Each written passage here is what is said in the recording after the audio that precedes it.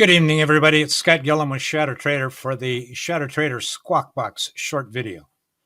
Today I'm going to look at a option trade for a little bit of downside protection as we get further into this earnings season and a potential for a flush here in the market as we take out some of the excess valuation. The trade stands on the SPY. We've got levels that are interesting as far as my eyes see. We've got the 50 moving average at 460.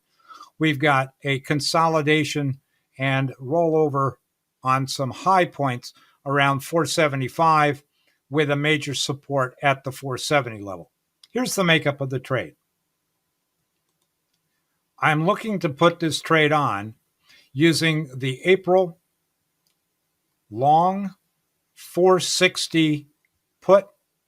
I'm going to buy that around 390. To alleviate some of that debit, I'm going to go then to the February 16 and sell against it the 475 strike.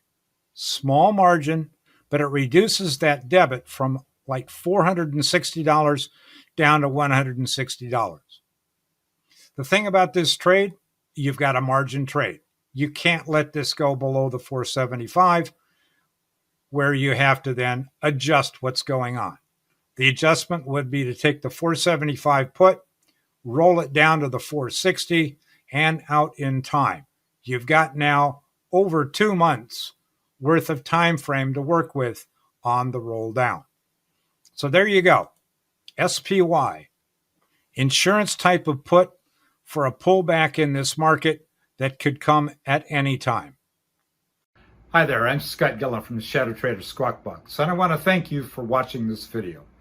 If you like this content, make sure you hit the like and subscribe buttons, and if you'd like to trade with me live every day in real time, check out ShadowTrader SquawkBox at shadowtrader.net/squawk or at the link in the description below. Good trading to you all, and I'll see you in the room.